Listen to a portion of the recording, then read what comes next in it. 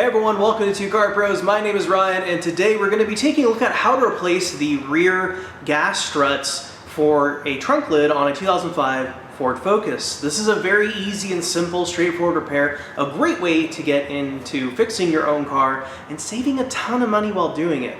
All applicable links are down below in the description, and I hope you enjoy. So this is where we're going to be working today, at the rear of the vehicle, where the trunk actually opens. So we can see that this strut is just totally shot. There is, that is no help pushing this pretty heavy deck lid up. And it does sit on its own, you know, resting backward. And we're gonna need to be able to kind of jiggle it back and forth. So I don't recommend using a prop here. Just be really, really careful. For whatever reason, this trunk lid slams super, super hard if there's no struts installed. So just be careful of that. Don't get your fingers caught anywhere that can be pinched by this thing. So we need to remove the clips that are here, where the top of the strut and the bottom of the strut attach to the car. And there's two clips that you remove and then they pull off, and we'll go ahead and get a close-up of that happening for the top one. And the bottom one is exactly the same, it's just harder to film. So I'm going to show you the top one. So this clip is kind of crimped on there, and it can be kind of dangerous when you're trying to remove them because they can boing off and hit you in the eye. So I always recommend some eye protection. We're going to get a small standard screwdriver here to pry this clip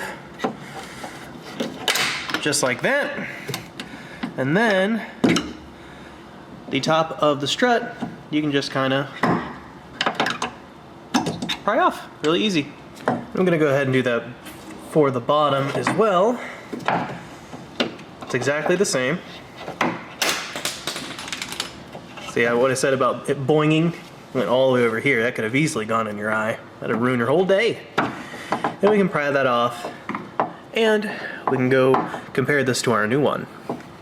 And obviously you're going to want to do this for both sides. If you're replacing one strut, I'll be honest, the other one's not far behind it. It's just good to get both of them out of the way at the same time. And I have both struts off it right now, and the trunk lid's not falling anywhere, so that's pretty cool. Because usually when you're doing this kind of job, whatever you're working on, whatever the strut is holding up, will just come crashing down, but not this time. We can see our old unit here. We can even see that it is the original Ford gas strut. So that tells me that these are most likely standard that came with the vehicle. You can also see that it's leaking, has a little bit of fluid here on the shaft. And then we can compress it. And this one seems okay, but the other one was just collapsed. So like I said, if you're replacing one, just replace both of them, but I'm only showing you how to do one side because they're both identical. So I have this. It's made by a company called Strong Arm. It is part number 6436.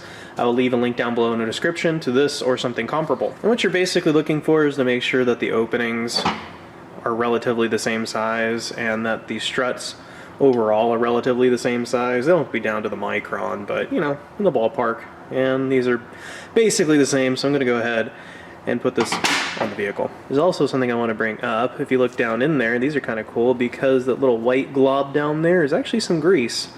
And it's on both sides, so that's super cool. That's included from factory.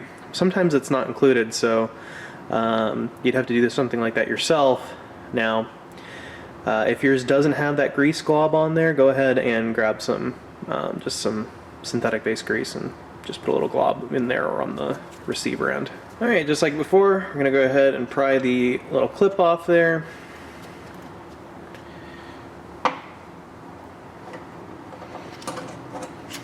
Make sure that boings away from us. There we go. Set that aside. Don't lose that. We're going to need that. Do that for both sides, and then the strut will be ready to be reinstalled.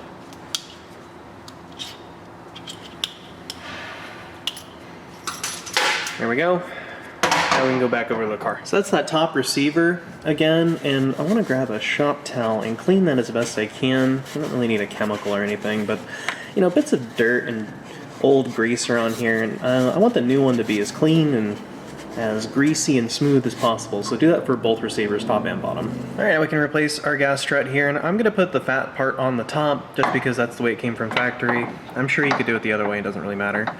So that just pushes straight on like that on the top and on the bottom. Now be careful right now because it can just fall off while we're putting the clips on, so let's do that next. So there's a little bit of trick to these. Putting the clip on slightly before you put the strut on is really the key here. But don't put it on all the way, because if you put it on all the way, there's no way it's going to go on or come off. So you kind of have to put it on halfway, and then you'll see. So the trick is to get the clip on the top of the strut mount, then attach it, and then we can kind of work this down into place and pry one side to get over the receiver like that. And now both sides are in place. There's no way this thing can come off.